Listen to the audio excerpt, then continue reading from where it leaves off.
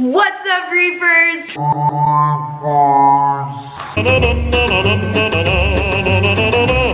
So I am long overdue to do this Q&A thing. I had a bunch of you ask me all sorts of different kind of questions, reef related, non-reef related, on my Instagram and on my Facebook page. And I've been sitting on these questions for over a month now. So I'm here now. Let's do it. I have my friend Zach here from American Corals going to ask me these questions. I haven't actually looked at them. Gonna definitely be off the top of my head, honest, raw answers. I guess let's do it. I'm ready. Hit me with those questions, Zach. The first question, and it has to come with a specific voice, is how you doing? How you doing? I'm doing good. I'm doing good. What equipment do you run? What equipment do I run? I have an all-in-one tank, so the equipment I run is not that sophisticated. I have an Innovative Marine 40-gallon all-in-one filter floss on the left-hand side. Next to that, I have Skimmer, an Innovative Marine Skimmer. Next to that, I have just like an average Joe heater. In my last chamber, I have a media basket, and in my media basket, I put little filter ball things. And I've never seen them before, but they're like wool balls. They're like wool balls. I don't know. They look like the pom-poms that would hang off of like a stocking cap. They're really cute. And then underneath that, I layer like just basic filter floss. And then I have Purigen and ChemiPure Kessel 360X power heads, Neuro power heads, and Innovative Marine Auto top off. It's the setup right there. Most important maintenance for your tank. Most important maintenance for my tank. Gosh, I want to say water changes. Testing water parameters is so much more important than that, because if you don't test your water, how do you know you have to really do a water change? But it's also my least favorite. So The weather in Texas today. the weather in Texas is kind of chilly, but it's not that bad. I feel like there's a storm coming. Will you build an aquascape one day? Yeah, very much so, yeah. I'm planning a new tank build pretty soon, and I'm gonna aquascape that, so stay tuned. What materials did you use in that aquascape? Because you made that one, right? I made this one, yes. It was actually the first aquascape I've ever made. Good.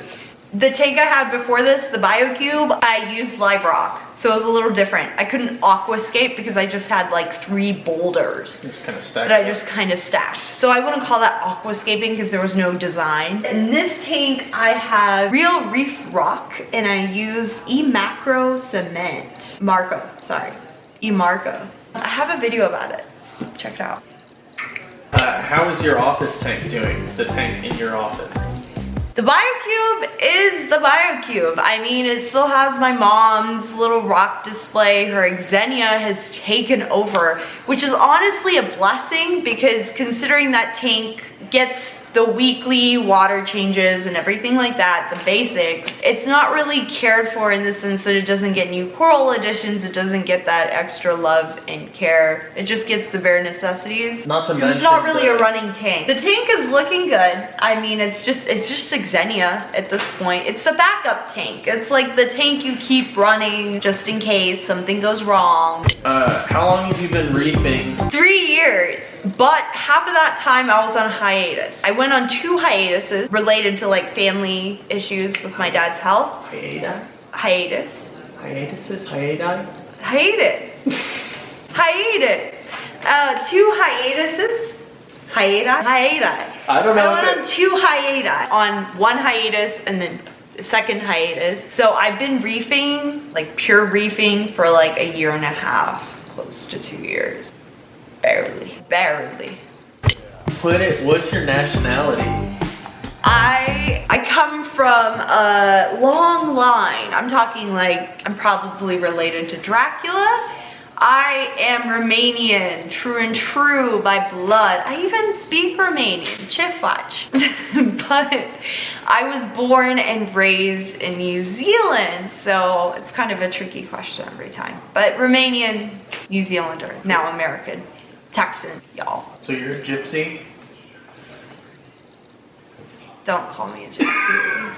See any SPS in your tank? Do you not like SPS? Oh gosh, I love SPS. Already have an addiction to acros. I just haven't been able to make that addiction happen yet, thankfully. I'm just not confident enough yet, and I just barely reached my level of stability like last week. So I haven't been ready to add any acros, and honestly, I can't wait. In a tank that's 40 gallons, it kind of makes me a little bit nervous. You know what I mean? Like planning a bigger build soon, and I think maybe then I'll be a little bit more confident with SPS. But right now, I mean, I have Monty's and I have like the simpler SPS. I dream of acros. I am not confident enough to keep yet, but I love them, don't get me wrong. Who are your favorite reefers around the world or favorite tanks around the world? Okay, I have two favorite tanks around the world. One is on Instagram, one is on Facebook. My favorite Instagram tank is Mr. 7XZL. So Mr.7XZL.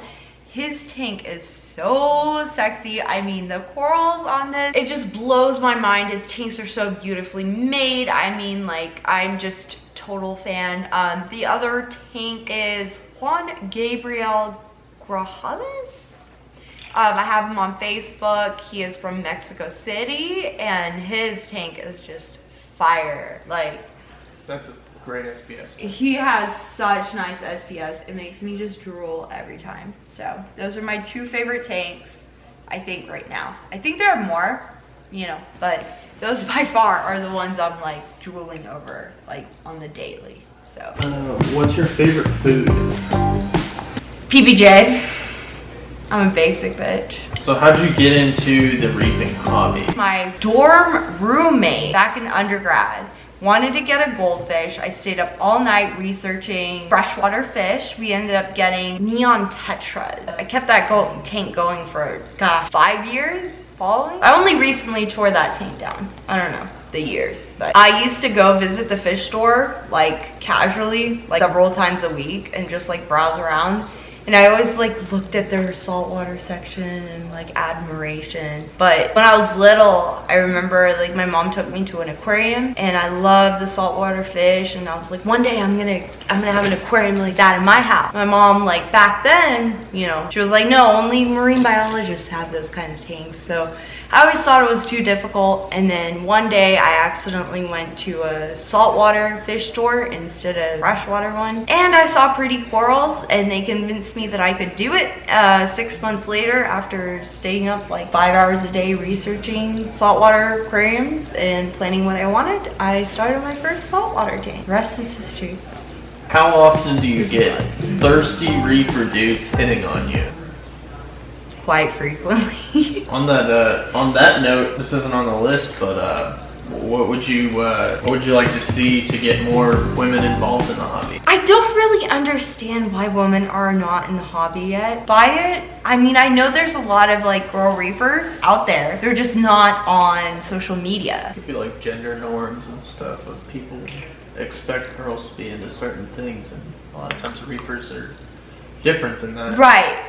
What contributed the most to your social media success? Was it Instagram or YouTube? Instagram, for sure. Instagram is how I started. I made an Instagram because I felt like I was bothering my Facebook friend with posting too much pictures of my aquarium when I just started it off. I was like, I'm gonna make an Instagram so anybody who wants to see my stuff can go see it without me bothering the hell out of them. And it just blew up, and I did not anticipate that. 19,000 followers just a few days ago, so I'm so happy. Like, I just can't believe. Do you plan on getting a bigger tank in the future?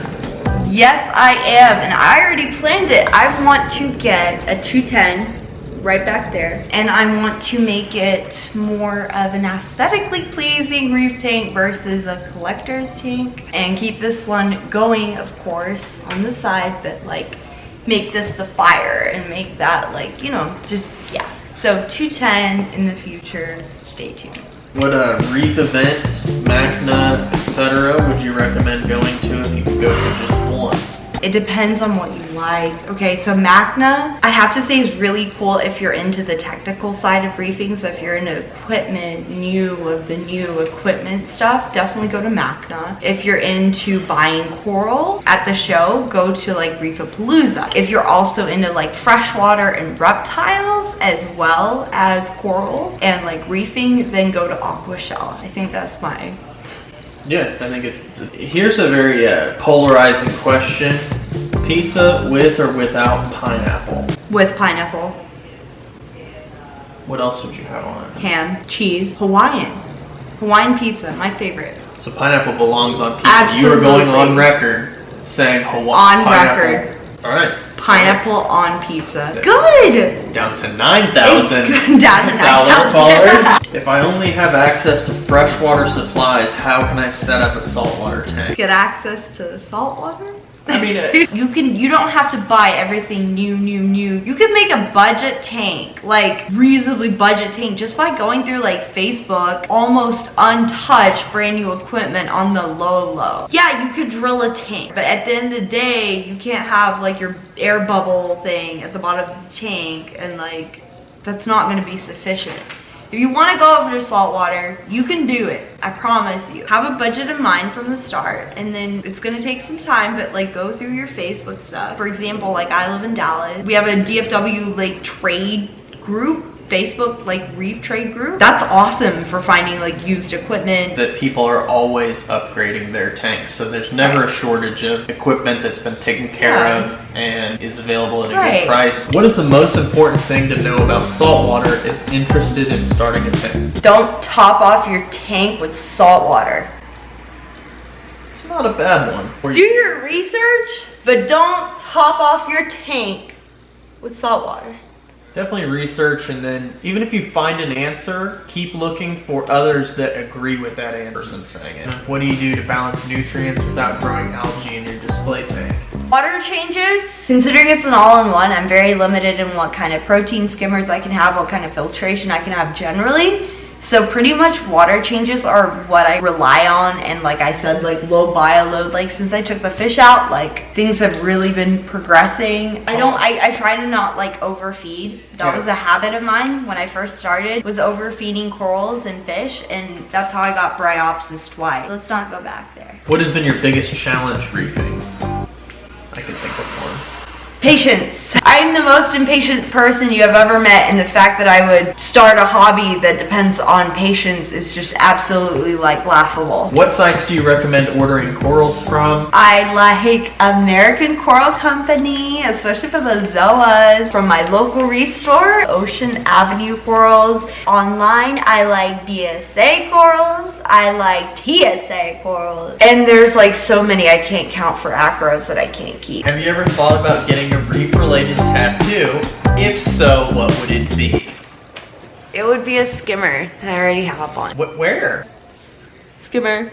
There you go. How do you instruct your people to take care of your tank when you're away? What I did for my mom is that I wrote her the most detailed instruction manual ever known to man. Did she listen to it? No. I suggest like putting up cameras, monitoring it yourself with Apex, Trident, etc.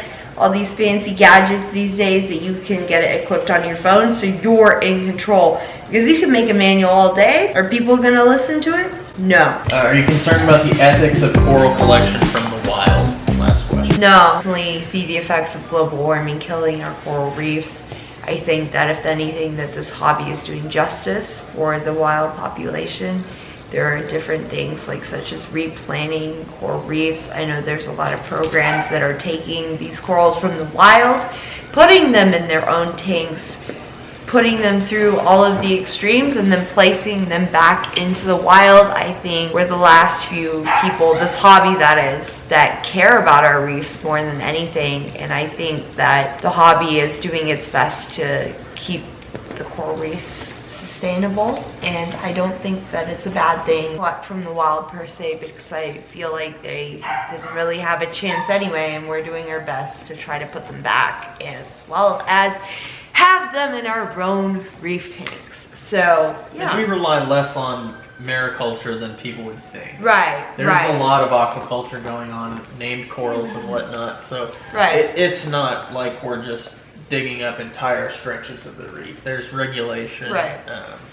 So. Thank you so much, y'all, for asking me these questions on my Instagram and on my Facebook. I'm so sorry it took so long for me to get back to this Q&A video, but I hope you guys enjoyed this. Like and subscribe to my channel for more stupid videos. Love y'all. Check out the latest video. I got awesome content for you guys coming soon. Thank you to Zach for asking me these questions and putting up with all of my ish. So, love y'all.